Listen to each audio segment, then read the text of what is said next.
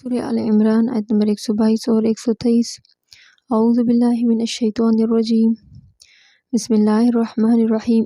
جب ہمت ارادہ کیا طائفتانی دو جماعتوں نے منکم تم میں سے ان کے تفشلا بزدل ہونا چاہا، واللہ اور اللہ ولیہما مددگار تھا ان دونوں کا، واللہ اور اللہ پر فلیتوکلی سو چاہیے کہ بھروسہ کریں المؤمنون مومن، وَلَقَدْ اور یقیناً یا البتہ تحقیق نصرکم تمہاری مدد کر چکا ہے اللہ ببدر جنگ بدر میں، اور تم اذلۃ کمزور یا بے سر و سامان تھے، فاتقوا اللہ پس ڈرو اللہ سے، لعلکم تاکہ تم تشکرون شکر کرو، اذ ہمت طائفتان منکم ان تفشلا واللہ ولیہما اس وقت تم سے دو جماعتوں نے جی چھوڑ دینا چاہا مگر خدا ان کا مددگار تھا، واللہ فلیتوکل المؤمنون اور مومنوں کو خدا ہی پر بھروسہ رکھنا چاہیے تھا، وَلَقَدْ نَصَرَكُمُ اللَّهُ بِبَدْرٍ وَأَنْتُمْ أَذِلَّةٌ اور خدا نے جنگ بدر میں تمہاری مدد کی تھی یقیناً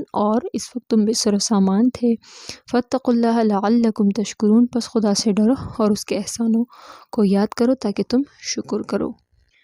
تو آیت نمبر 122 میں دو قبیلے بنو حارثہ اور بنو سلمہ کی بات ہو رہی ہے، جنہوں نے کہا کہ ہم تو 1000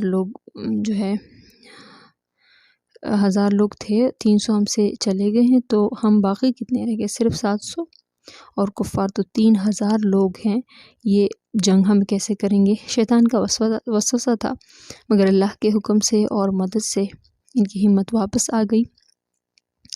تو ان دونوں قبیلوں نے کہا کہ ہم بہت خوش ہیں کہ ہمارے بارے میں قرآن میں آیت نازل ہوئے، مگر ہم اپنی غلطی مانتے ہیں، مگر سب سے زیادہ خوشی کی بات کہ اللہ فرماتا ہے کہ میں مددگار ہوں۔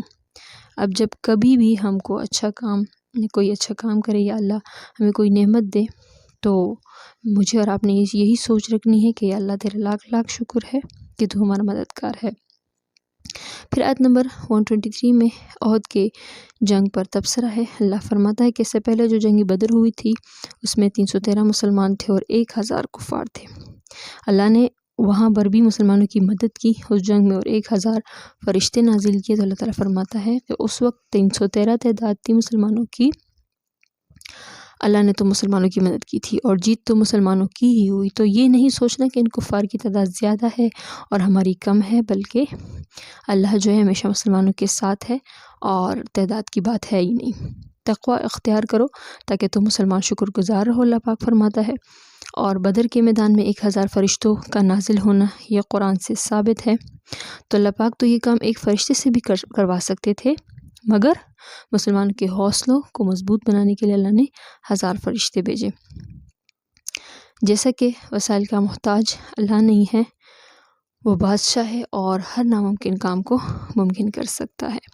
صدق اللہ العظیم۔